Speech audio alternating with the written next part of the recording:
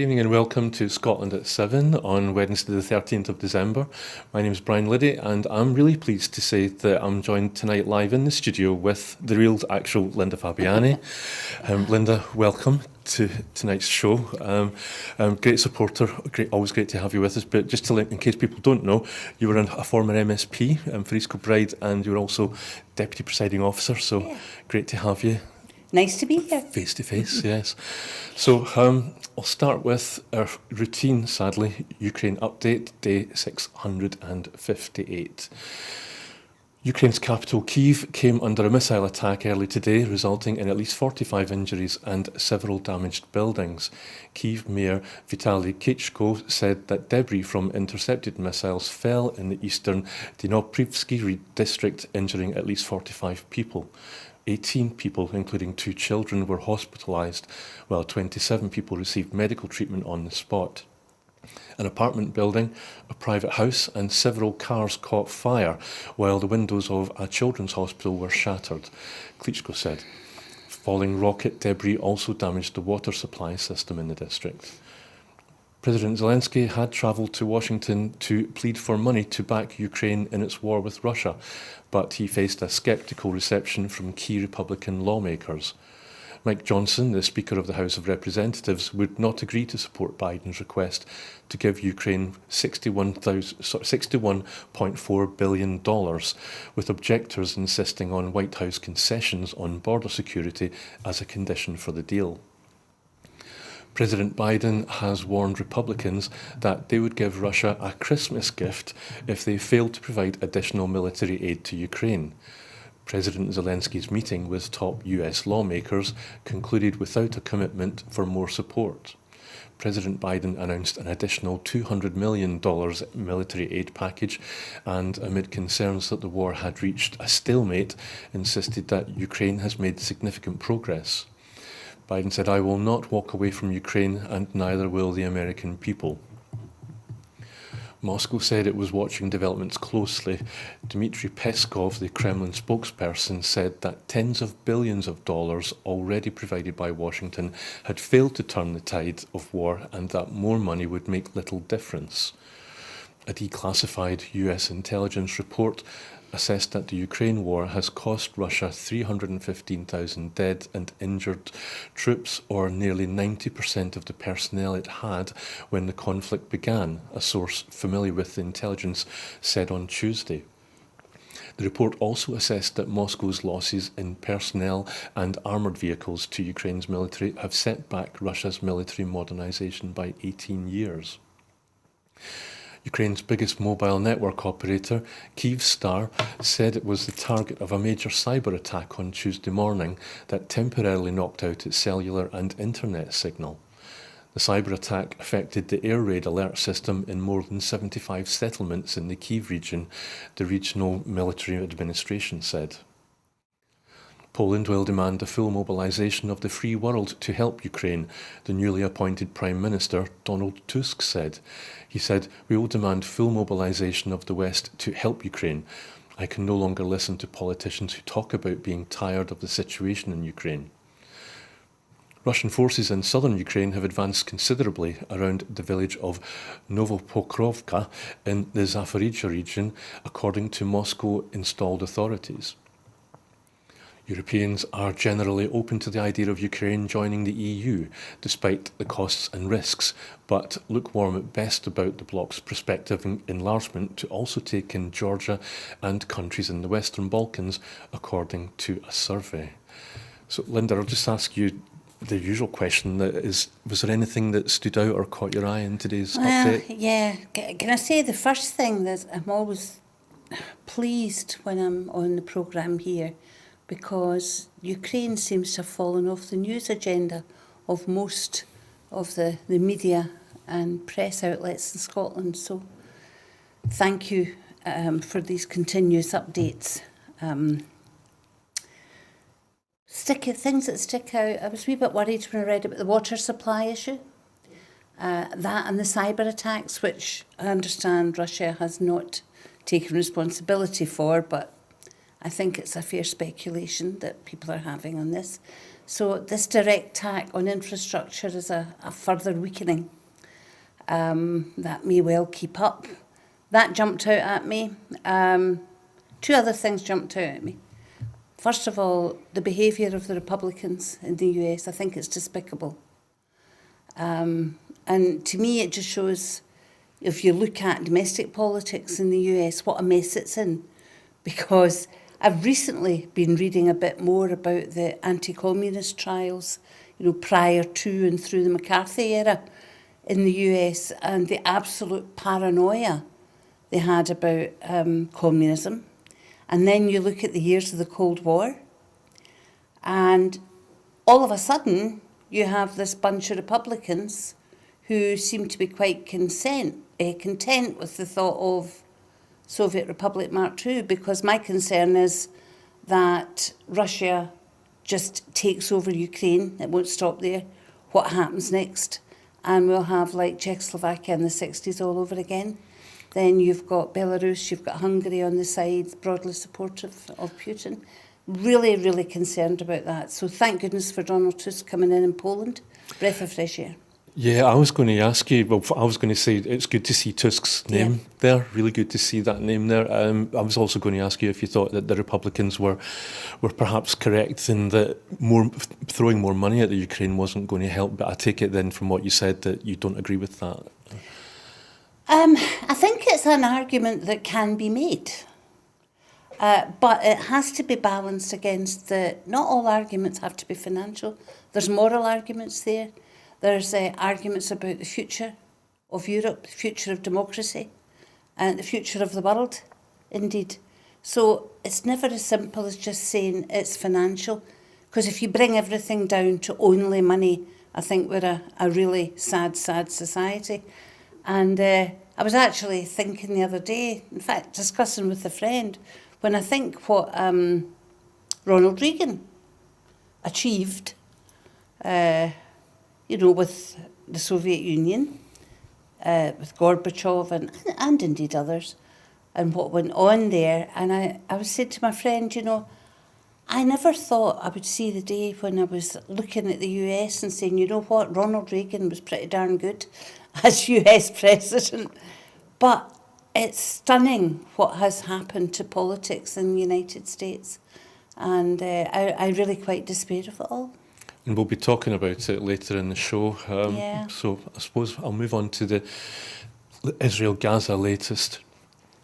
The United Nations General Assembly's overwhelming backing for an immediate humanitarian ceasefire in Gaza came as the head of the UN Agency for Palestinian Refugees described the situation in Gaza as hell on earth. The UN General Assembly passed a resolution calling for a humanitarian ceasefire by a vote of 153 in favour, 10 against and 23 abstentions. The non-binding vote is largely symbolic, but it serves as an important barometer of world opinion. None of the major powers joined Israel and the US in their opposition to the ceasefire. According to the UNRWA, that's the UN Agency for Palestinian Refugees, almost 1.9 million people in Gaza, or nearly 85% of the population, are internally displaced. Israel and the US have shown their sharpest public disagreement yet over the conduct and future of the war against Hamas as the two allies became increasingly isolated by global calls for a ceasefire. President Joe Biden said he told the Israeli Prime Minister Benjamin Netanyahu that Israel was losing international support because of its indiscriminate bombing, and that Netanyahu should change his government, which is dominated by hard-right parties. The UN Humanitarian Office has reiterated its message that Gaza faces a public health disaster after the collapse of its health system. The Hamas-run health ministry in the Gaza Strip said it had exhausted its supply of children's vaccines. The Gaza Health Ministry called on international institutions to deliver urgently needed vaccines to prevent disaster. The ministry did not specify which vaccinations had run out. At least 18,608 people have been killed and 50,594 injured in Israeli strikes on Gaza since the 7th of October, according to the latest figures issued by Gaza's health ministry. Israel's military has said that 115 soldiers have been killed in the ground offensive. 2 senior Israeli commanders and several other soldiers have been killed by Hamas in the complex ambush in the Gaza City suburb of Shiaya, an area that has seen intense urban fighting in recent days. The latest Israeli combat deaths came amid fears of a rapidly escalating humanitarian crisis in Gaza as heavy winter rains and cool weather lashed the region. Aid agencies reported dwindling food stocks for the vast number of Palestinians who have been displaced to southern Gaza. Israeli authorities are continuing to carry out a raid in Jenin in the occupied West Bank. The Palestinian news agency Wafa reports that 7 Palestinians have been killed and there are a number of wounded civilians with various injuries. The European Commission President Ursula von der Leyen has given her backing to the idea of the EU imposing sanctions on Israeli settlers responsible for attacks on Palestinians in the West Bank. And finally, Pope Francis has renewed his call for an immediate ceasefire, saying, "May this great suffering for the Israelis and the Palestinians be over." Linda, I'll ask you the same question as I would with the Ukraine. Was there anything there that caught your eye? Yeah, I mean, there's nothing more I can say about just the horrendous experience that the Palestinian people are going through right now, and that a ceasefire is the only moral way to proceed here. There's 3 things actually jumped out at me from your report, Brian. The first was Joe Biden, President Biden, has said that he's told the Israeli Prime Minister that he's losing international support. Right. Now, the way diplomacy works, I would expect and indeed would hope that discussions he's been having with Netanyahu are much more forceful than that. And obviously diplomacy kicks in and he's not going to report everything said. I hope there's some really hard discussions going on. I hope that part of these discussions are also about what Ursula von der Leyen has said about the West Bank, because what's happening in the West Bank, under cover of what's happening in Gaza, is quite horrendous. More land grabs, etc., and incursions. So I think she's quite right to draw attention to that, and I hope that President Biden and others are really pushing it. The third thing I would say is that I've been quite heartened and a wee bit surprised at the level of demonstrations against the Netanyahu government by Israelis.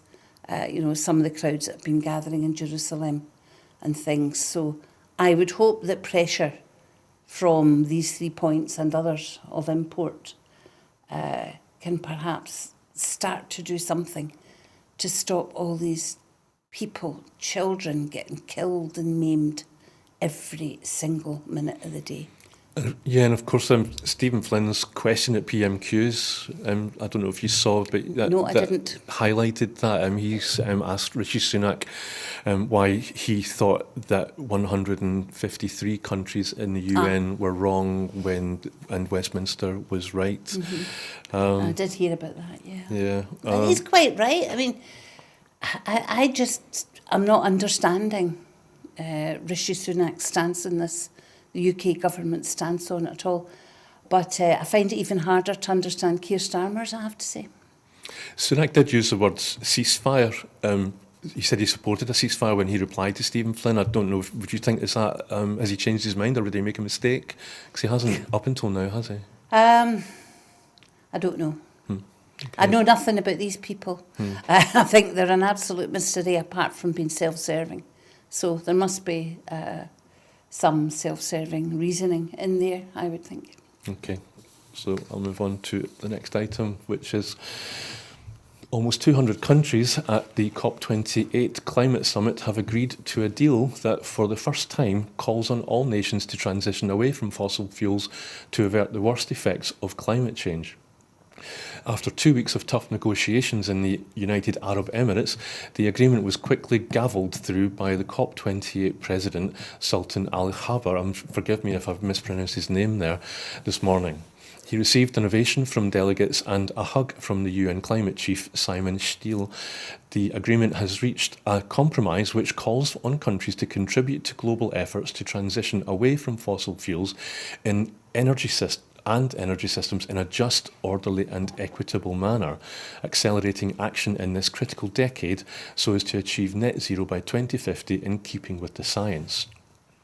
Sultan Al Jaber argued that the deal, reached in the hottest year on record, was a comprehensive response to a global stocktake that found countries were failing to live up to the goals of the landmark Paris Climate Agreement, particularly a commitment to try to limit global heating to 1.5 degrees Celsius above pre-industrial levels. We have delivered a robust action plan to keep 1.5 degrees Celsius in reach, he said. It is an enhanced, balanced, but make no mistake, a historic package to accelerate climate action. It is the UAE consensus. We have language on fossil fuel in our final agreement for the first time ever. Key points to come out of the deal included reinforcing the 1.5 degrees Celsius goal and recognising it would require a 43% emissions cut by 2030 and 60% by 2035 relative to 2019 levels. It implies a major increase in targets and policies when countries submit new commitments in 2025. Countries backed a call for global renewable energy to be tripled and the rate of energy efficiency improvements doubled by 2030. There was a statement that global emissions should peak by 2025, which was dropped. China, among others, objected to this despite evidence it may be on track to peak its own emissions by then. Language backed by fossil fuel interests found its way into the text, including, I'm going to read that again, forgive me, I've got the slightly wrong emphasis on that. Language backed by fossil fuel interests found its way into the text, including transitional fuels, seen as a code for natural gas and carbon capture and utilisation and storage. There was little progress made on climate adaptation and finance, which the deal acknowledges will need trillions of dollars in support. And there was a loss and damage fund to help the most vulnerable repair the damage from climate breakdown, which was operationalised. That's a major step forward, but significant work remains to build its capacity. The final agreement reflects the UN Climate Conference's consensus process. Once a deal is reached, individual countries are responsible for delivering on the agreements through national policies and investments. So, Linda, I don't know if you're like me, but it's not the first time I've heard that, but I'm continually surprised when I hear that for the first time there's been calls on nations to transition away from fossil fuels, and yet this is the 28th COP.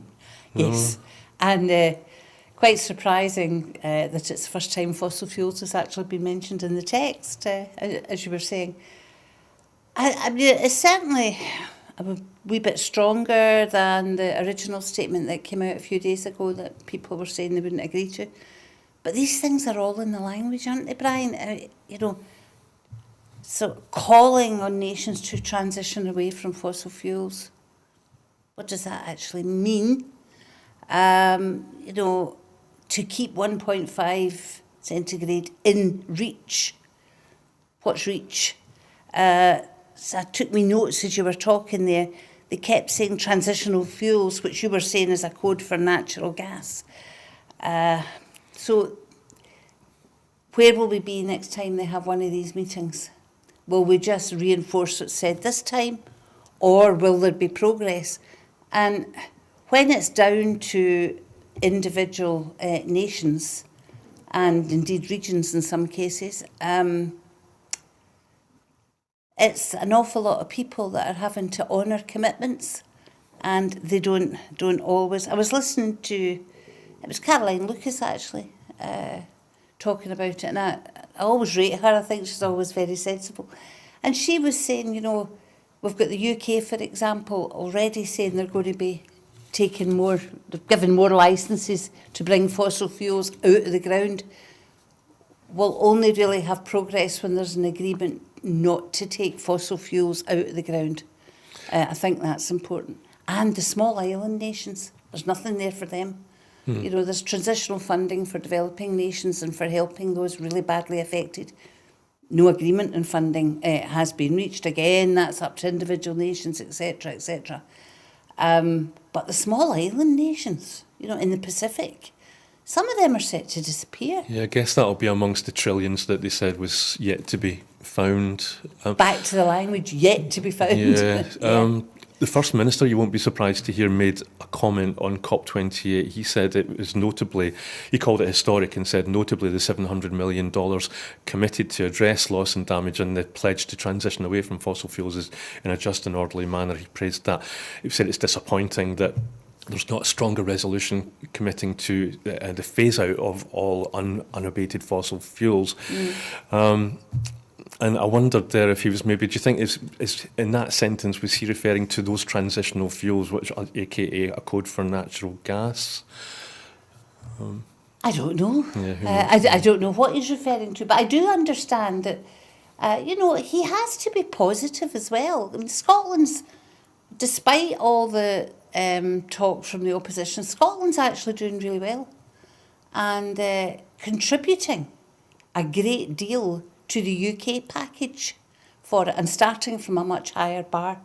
So improvements from a much higher starting point are always going to be more difficult than those that start from a very low point. And that fund to start putting money aside for damage caused by first world nations, that was put in place by the Scottish Government and at COP27 when it was here in Glasgow. And there was a recent announcement, I can't remember the sum, Christina McKelvey, Minister for International Development, along with the team that are working on the net zero stuff, they announced something for the nations that we assist through our own funds in international development. I think it was mainly in Africa. I think the Scottish Government doubled what they'd already put in. And we should always point out whenever we talk about that, Scotland contributes a lot of money to international development through the UK because we contribute to a part of that. What the Scottish Government does in a much more targeted way is additional, meeting our obligations as good global citizens. Okay, that's great. Thank you. We'll move on to the next item. The UK economy shrank unexpectedly by 0.3% in October as households and businesses came under growing pressure amid the cost of living crisis, raising the chances of a recession. The Office for National Statistics said that the gross domestic product, that is the GDP, fell on the month after growth of 0.2% in September. Forgive my stumbling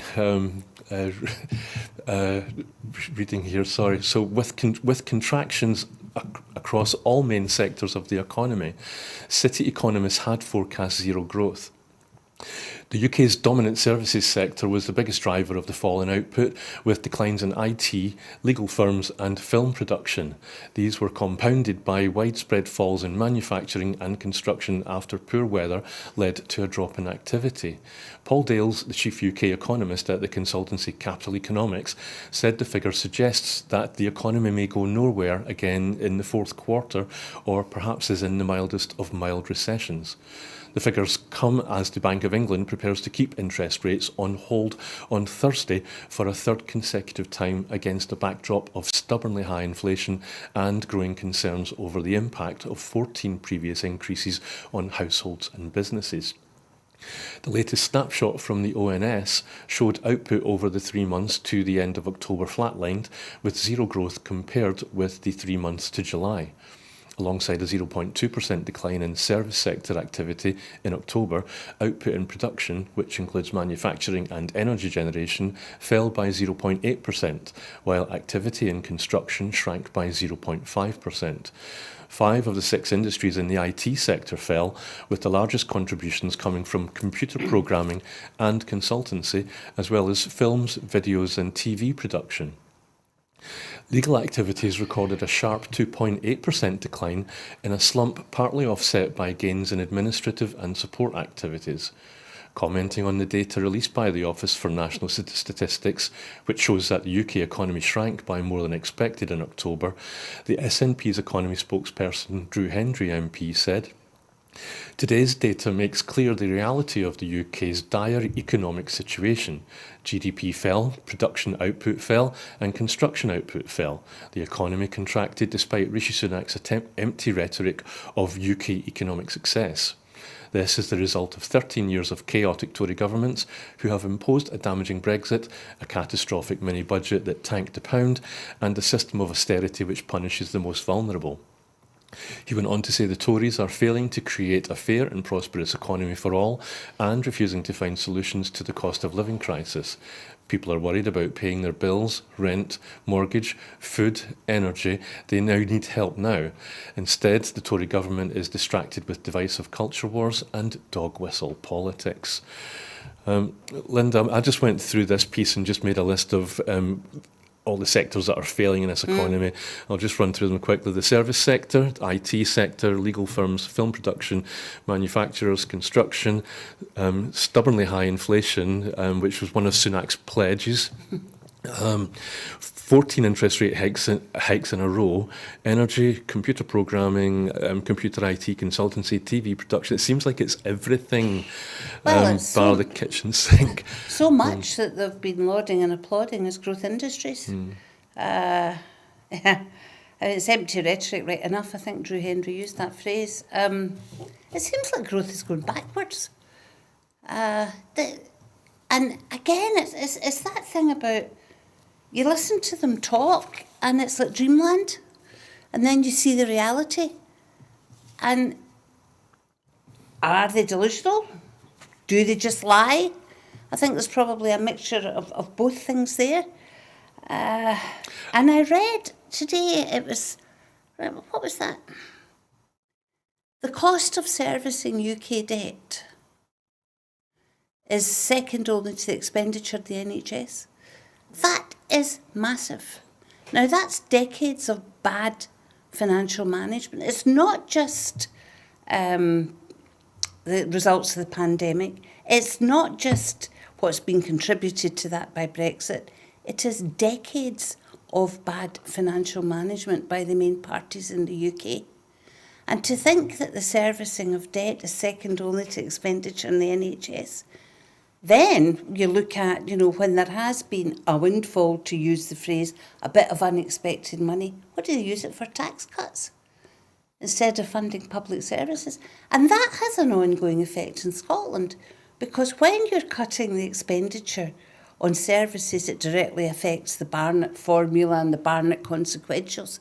So then you end up with the Scottish Government, and indeed the Welsh Government, and the Northern Ireland Assembly where it's sitting, in really bad financial situations as well. So growth is going backwards, the economy is going backwards, and from what all the commentators are saying, it doesn't look likely to be getting any better despite all the bright forecasts from Rishi Sunak and his government. I heard a bulletin on the radio today, and okay, bulletins have got to be, by definition, short. They can't, but they seem to come out with a different angle. They said that it was mostly due to shoppers not going out onto the high street simply because of been recent bad weather. But for goodness sake. But if that is the case, surely that's a sign of a really sort of shaky economy, if simply bad weather is enough to kind of make... Well, exactly. And on the other hand, a weak economy, when they try to give reasons for the decline of the high street, they say it's because everybody's sitting at home ordering stuff online. So how does that tie in? If everybody's ordering stuff online, they're sitting out in their garden in the rain doing it, it's just silly stuff. They're clutching at straws to find excuses for everything that happens. Including the weather. Yeah. So the next item is Strathclyde Law School has made a significant contribution to the development of the framework set out in the recent Scottish Government's recent consultation paper on a Scottish human rights bill. The bill is to be introduced to the Scottish Parliament next year. The bill is expected to propose the incorporation into Scots law of a wide range of UN human rights treaties and to include rights to an adequate standard of living, including food and housing, a healthy environment, the highest attainable standard of physical and mental health, social security, and the right to take part in cultural life. First Minister Humza Yousaf, MSP, former First Minister Nicola Sturgeon, MSP, and Professor Philip Alston, former UN Special Rapporteur on Extreme Poverty and Human Rights, were among the speakers at the event, which included the inaugural lecture of Strathclyde's Professor Katie Boyle, who is acting as independent expert to the Scottish Government in the bill's preparation. The bill is being prepared after a national task force for human rights leadership made 30 recommendations, which were accepted in full by the Scottish Government. The task force was chaired by Professor Alan Miller, Professor of Practice and Human Rights at Strathclyde Law School, while law school colleagues Professor Elisa Morguera and Dr Elaine Webster were members of respectively the task force and its academic advisory panel. Professor Boyle was also with the Academic Advisory Panel and previously the First Minister's Advisory Group for Human Rights Leadership, which was chaired by Professor Miller. Strathclyde Visiting Professor Kavita Chetty is Deputy Director for Human Rights at the Scottish Government, with responsibility for overseeing the policy preparation for the new Human Rights Bill. Professor Alston said, "Human rights treaties are no panacea, but the commitments they reflect are an indispensable starting point for a society that seeks to take social justice seriously."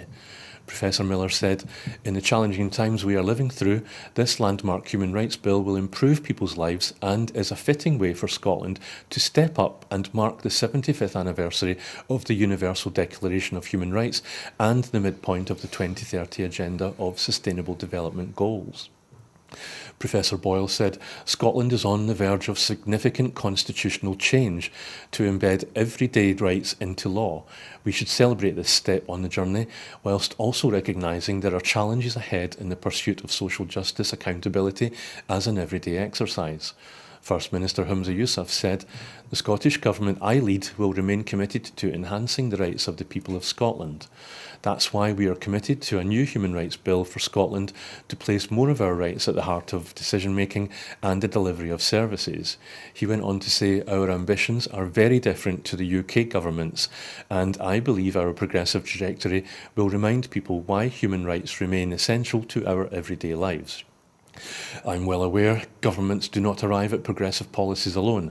Scotland's diverse civil society groups, academia and the Scottish Human Rights Commission have worked closely with the Scottish Government at every step on our human rights journey, challenging us to do more, a challenge I welcome." Linda, the First Minister's right, isn't it? This is in stark contrast to the noises that we hear coming out of Westminster, where they want to trash the European Court for Human Rights. Absolutely. It's to use the cliche that's been getting used for a while, a tale of two governments. We absolutely, in Scotland, want to do the right thing here. I'm all for this, and I think in a time when you have a UK government, which every time they talk about human rights, they go for ridiculous headlines in the right-wing press and everything, as if human rights is something that we should abhor. Of course we shouldn't. Human rights covers everything in everyday life. It covers how people are treated in care homes. It covers what rights children have to education. All these things. Yes, we should embody that. I'm really pleased that we're looking at it. Two things though. First of all, it's all very well creating legislation. What we have to have is a really detailed and good implementation plan with timings and how we're going to get there. I believe we could do it much easier if we were an independent nation, which brings me on to the next thing. Everything the Scottish Government does now, everything the Scottish Parliament does, it has been shown that it is subject to the approval of Westminster.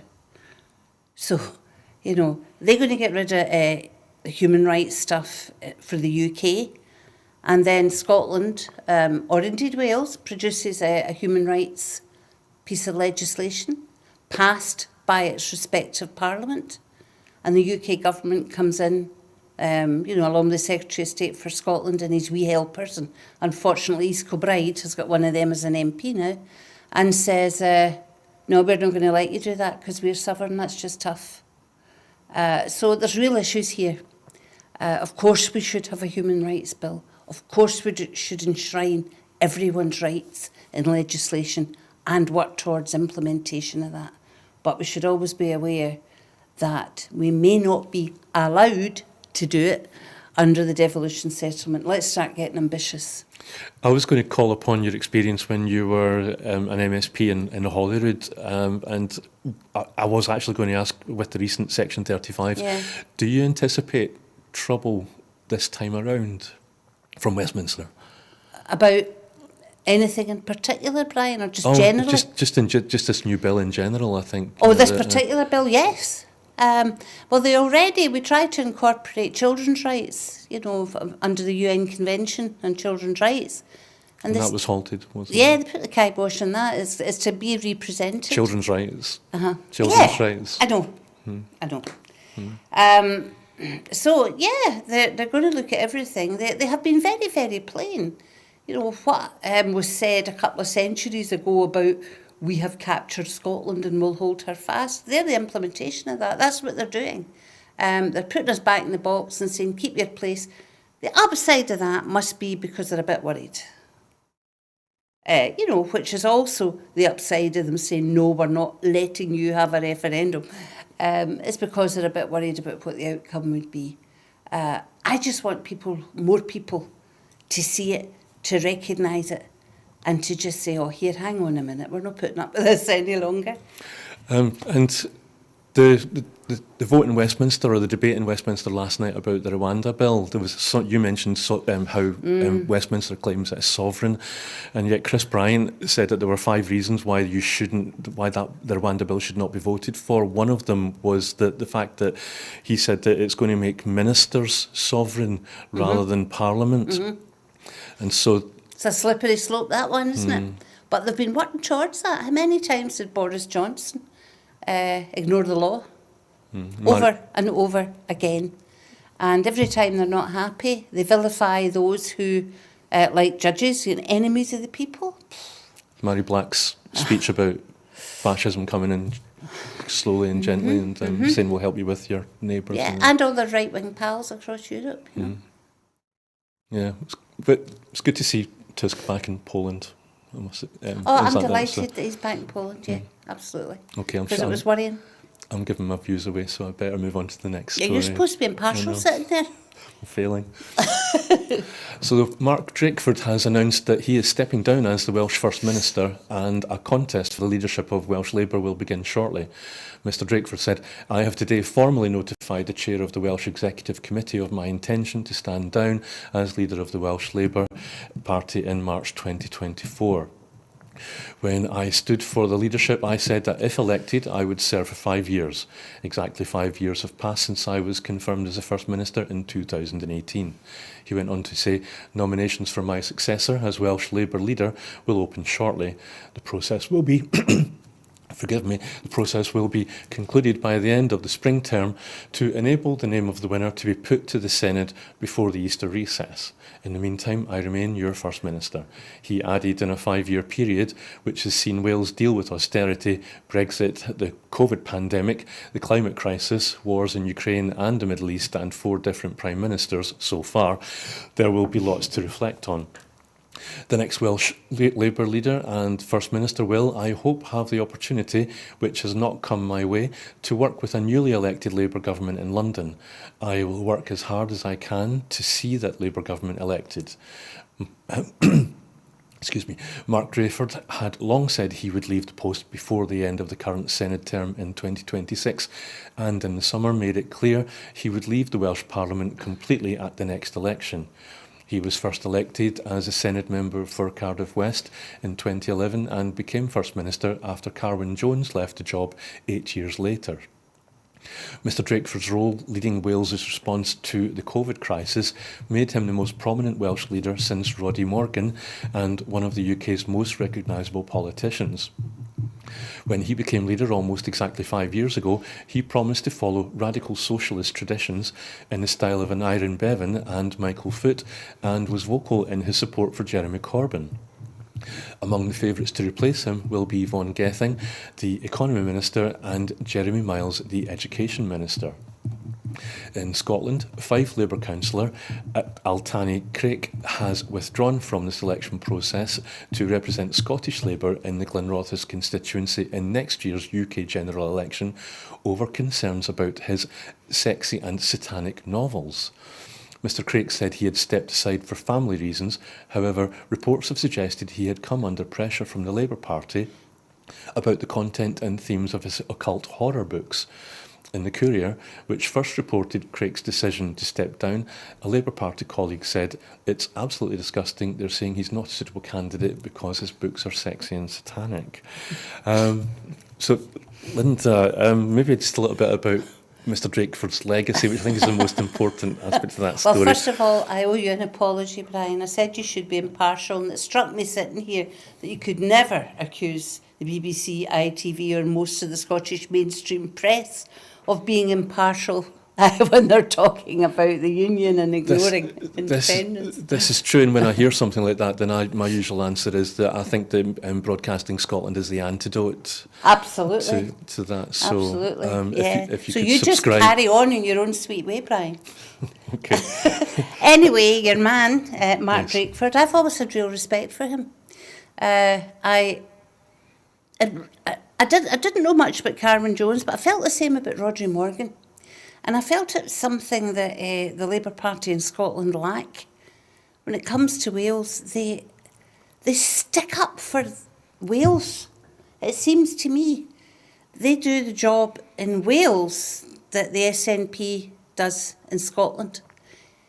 Even when they were the same party of government as the UK, I remember quite clearly, but being in the presence and the company of Rodri Morgan, and he did the same thing.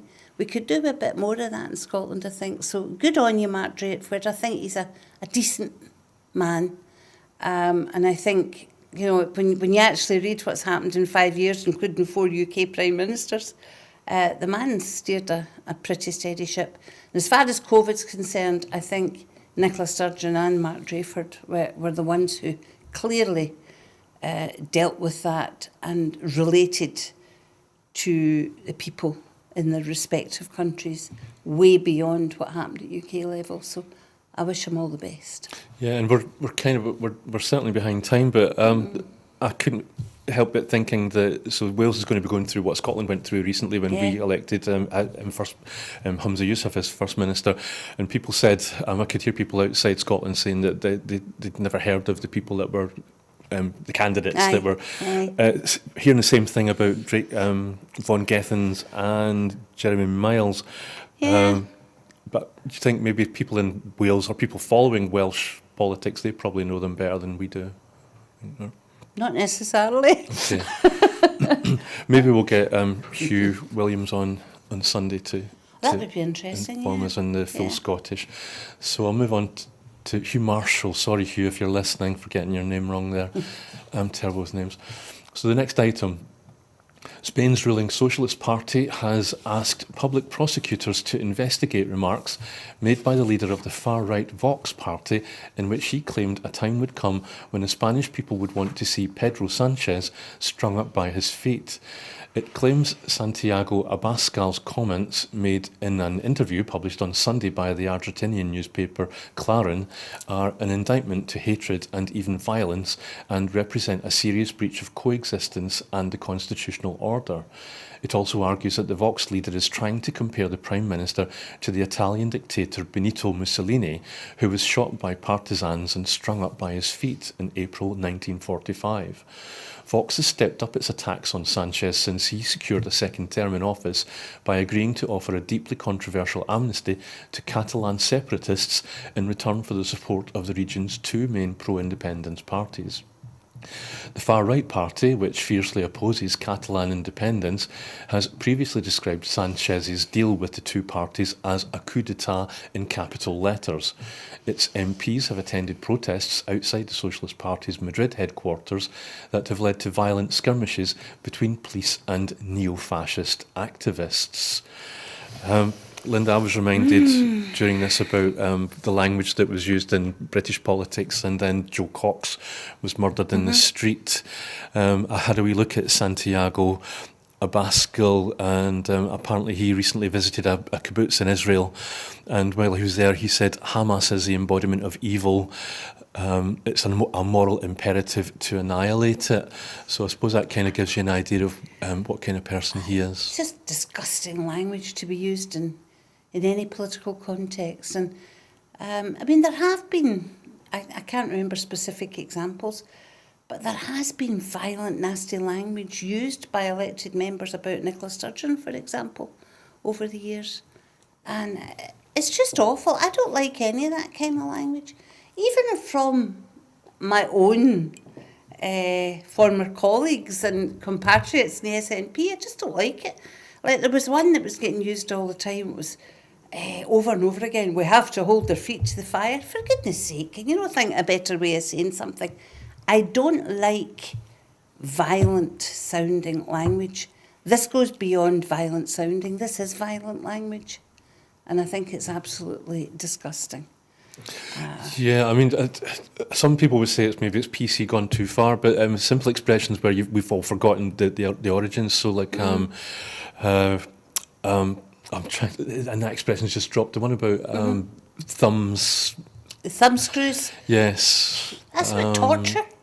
What's the expression again? The original expression. I can't remember. Rule of thumb. Rule of thumb. Oh, rule of thumb. Rule of thumb is Oh, apparently right. a reference to when you would women would get thumb screwed by their husbands to make sure that they did what their husbands told them. Really? Yeah, And so here that's was me just thinking it's about the size of your thumb, using it as a ruler. Well, there you go. And there's so many But of this these is things. this is But like that's way, not even just somebody using language that they don't know what it means. That's a deliberate. We all know what they mean, I think. Yeah, we know exactly what's meant. And to me, it's incitement to violence. And there's getting more and more of it, Brian. I find it really bad. And I would urge everybody in public life just to be careful what they say. And it's not about being PC. It's just about being decent. And, you know, even if you have political opponents that you abhor what they do, and I abhor the actions of many political opponents, you don't make references that could perhaps incite someone who, for whatever reasons, may well think it's the thing to do. Hence the expression dog whistle and... And you know, the role of social media now is that these things get into the minds of all sorts of different people, into their living rooms, into their mobile phones, and then into their minds. Too often that can translate into action. Not good. Thank you. I'll move on to the next item. Donald Trump cannot assert presidential immunity from a defamation lawsuit by E. Jean Carroll, the writer who accused him of rape, a US appeals court ruled today, dealing him another setback in litigation she has pursued. The Second US Circuit Court of Appeals in Manhattan upheld a federal judge's decision to reject Trump's claim of immunity. In the lawsuit, Carroll sought at least $10 million in damages from Trump over comments he made in June 2019 when he was president, after she first publicly accused him of raping her in a Manhattan department store dressing room in the mid-1990s. Trump denied knowing Carroll, said she was not his type, and that she made up the rape claim to promote her upcoming memoir. The former Elle magazine columnist sued in November 2019, but Trump waited until December 2022 before asserting that absolute presidential immunity shielding him from her lawsuit. Under this, a president has complete immunity from many types of civil lawsuit while in the office. In June, Lewis Kaplan, the US District Judge in Manhattan, rejected Trump's bid to dismiss Carroll's case and later refused to let Trump raise an immunity defence, citing the delay in seeking to invoke it and the public interest in accountability. Trump's appeal was heard on an expedited basis ahead of a scheduled 16th of January 2024 trial. He has pursued a similar immunity defence in his federal criminal case in Washington, in which he is accused of unlawfully trying to overturn his loss in the 2020 presidential election. Carroll has already won one civil trial against Trump. In May, a jury in a second lawsuit awarded her $5 million for sexual assault and defamation after Trump last October again denied her accusations. Trump is appealing that verdict. On the 6th of September, Judge Kaplan ruled that the jury's findings in May applied to Carol's first lawsuit, making Trump's denial defamatory. That left only the issue of how much money Trump should pay Carol in damages to be decided at trial.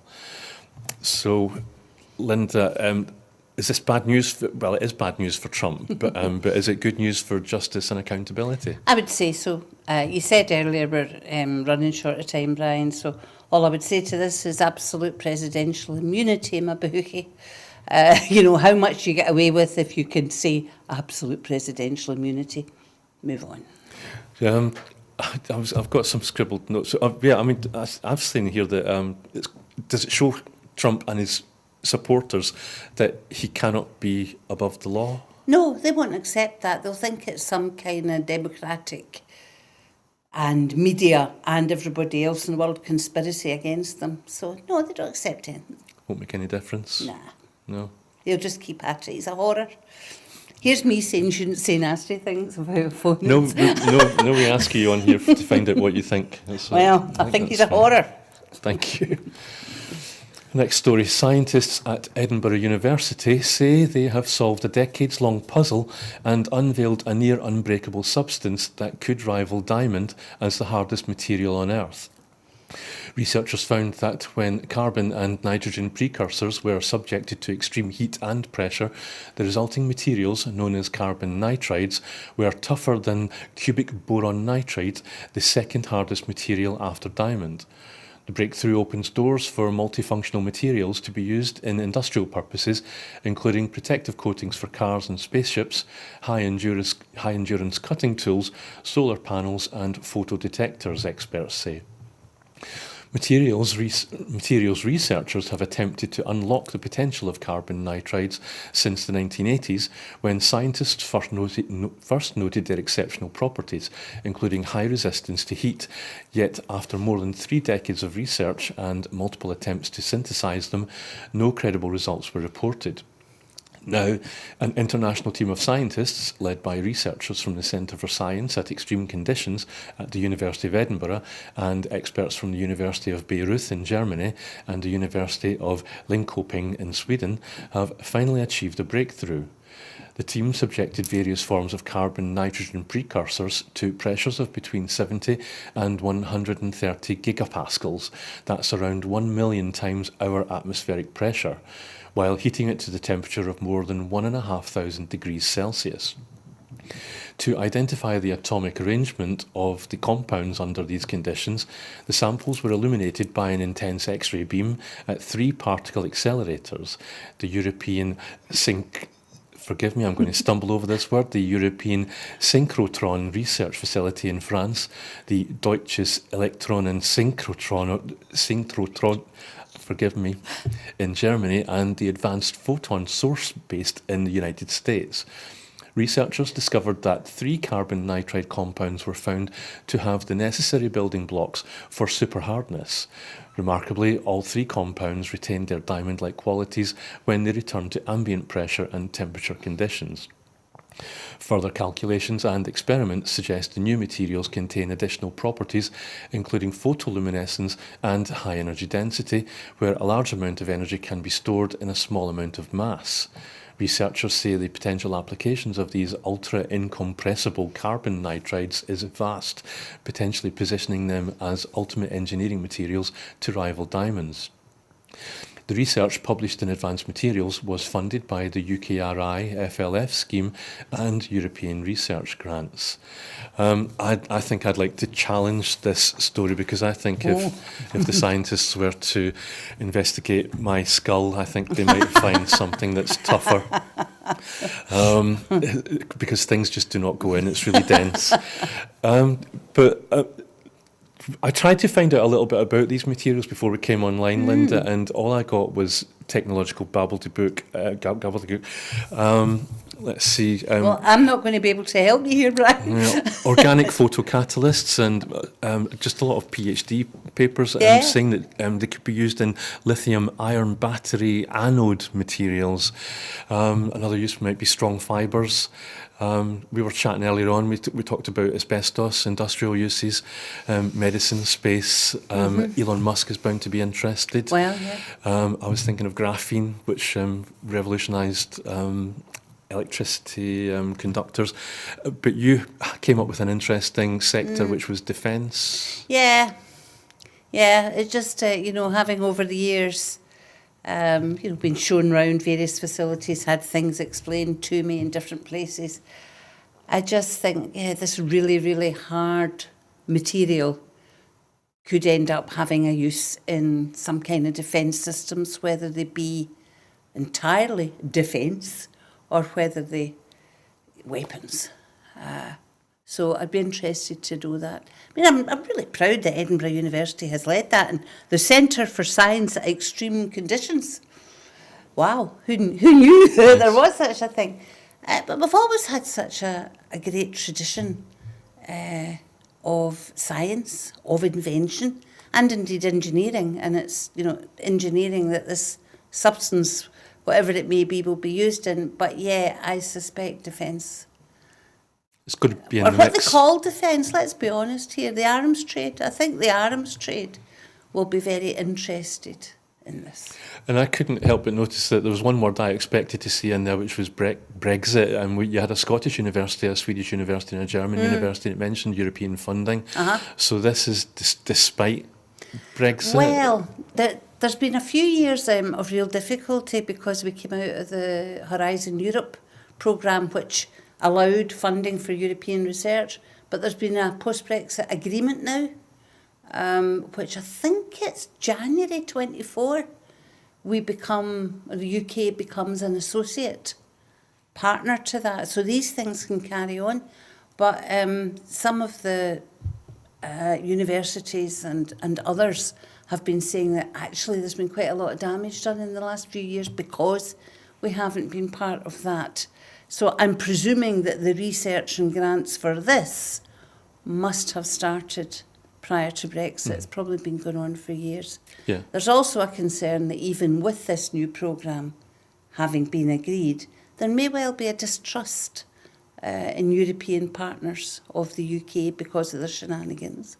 And we may not get to lead as many projects as I think Scotland certainly for many, many years punched above its weight in all these things. I don't know the figures for the last few years. I think they're hiding them at UK level because of the damage that Brexit did. But thankfully, it's going to restart. I suspect you're right that the research has been going on for years, and it's just the breakthrough that's happened since Brexit. And as we were discussing earlier, we'll wait to see whether it's going to be cheap enough maybe to revolutionise and help with climate change and net zero. Or be interesting to see. Yes, time will tell. So I think we've got time to squeeze in one last story. Another good news story? I believe so, yes. Transport Minister Fiona Hislop has today formally opened a new East Linton station, marking completion of the latest investment in Scotland's railways. The £15 million station reconnects East Linton to the national rail network for the first time in almost 6 decades. Services at the station will be provided by both ScotRail and TransPennine Express, with 22 services each weekday calling at East Linton and an average journey time to Edinburgh of 22 minutes as opposed to 40 minutes in the car. The new station at East Linton includes 2 new 158-metre-long, 4-metre-wide station platforms and associated furniture, waiting shelters, seating and ticket machines, a new footbridge across the railway incorporating lifts and stairs on either side, lighting columns throughout the site and CCTV. Car park bus stop with shelter and drop-off space, 114 parking spaces, including blue badge priority parking and 18 electric vehicle charging points. There's also going to be cycle storage facilities. The Minister was joined on the platform by guests including representatives from the rail industry, East Lothian Council, Rages, that's the Rail Action Group east of Scotland, and the local community to unveil a plaque to mark the opening of the new station. Fiona Hislop, Minister for Transport, said the new Linton station is the latest example of this Scottish Government's commitment to building and investing in Scotland's railway. Our aim is to encourage more people out of their car and onto sustainable public transport. The station will open up education, leisure and business opportunities for East Linton's growing community, while also offering greener ways to travel as we work towards our ambitious net zero goals. So Linda, it's half the speed that the car's going to be, Great. so we're going to get people out of their cars. Yeah, I think it's really good news. The work on this has been going on for years. There's so much work goes on in the background, constantly that we never hear about. And then here's the result of a lot of that hard work. So I think it's absolutely super. I know there's other things in progress. For example, there's a big modernisation of the East Kilbride rail line and station ongoing, and I'm sure that's happening in other places too. I think there's one in Fife as well. So yeah, good news. And it's all working towards that, ultimate net zero. I'm guessing this is the reversal of the beaching cuts in the 60s. Yeah. I remember chatting to an authority on the railways, and he said that the beaching cuts definitely did have to happen. There were too many railway lines and too many companies, and there was too much. But he says that everybody seems to agree that beaching did go too far. I think it was lack of forethought. For example, the town that I live in, Straven, had a railway station and a railway line. You couldn't bring that back now because it's all been built over and reused, and that's happened in an awful lot of places. And there's so many what's become commuter towns now, where people are dependent on cars, unless, and that's another good thing that doesn't really get talked about, there are grants available for, I use the term community buses, but actually they become almost like businesses. Like we've got one in Straven now, which is absolutely wonderful, run by Climate Action Straven through grants, direct buses to Glasgow, which has taken a lot of people away from using their cars. So there's good stuff going on, but yes, beaching did go too far. Lack of forethought, but then at that time, everything was based on the car. And, when you look over the last decades at both Conservative and Labour governments in the UK, the roads lobby has by far attracted much more investment in all sorts of ways than has public transport, despite what we often hear. I want to talk about Abbotsford, and you're right, there's a railway line in Glasgow which used to go from the south side of the city over the Clyde and would connect up to what people have wanted to reconnect it to the High Street station, but it can't be done because there's a huge student accommodation block where the railway used to be now. And I can't go without mentioning that ScotRail has been nationalised. Is this... It's not part of that, but it's well, this has into the obviously been portfolio. ongoing for many, many years. Yeah, and we shouldn't forget that at ScotRail, it's not the infrastructure. Network Rail is still a UK function. We should have the Network Rail element of Scotland devolved to A lot of the recent delays were because of the Network Rail, wasn't it? Most of them have been, yes. Yeah. So it's not always the Scottish Government's fault when things go wrong in the trains, and it's not always ScotRail's fault. So I think it's worth bearing that in mind. Yes, well, that was our That was good news, though. Yes, but thank you for your patience with us. It's over a couple of wee minutes late, but hope to see you again in the studio again. In real life. Yes. Oh, absolutely, it's been great. Thank you. Thank you. Well, that is it for this evening, but before I go, I just want to remind you that here at Broadcasting Scotland, we do depend on your generosity, the generosity of our supporters. So to everyone who has donated and to everyone who has signed up to make a regular monthly payment, we thank you very much. You know that our programmes will always be free to view. However, if you can afford £5 a month, it doesn't even have to be that, anything please, then do consider becoming a Broadcasting Scotland supporter.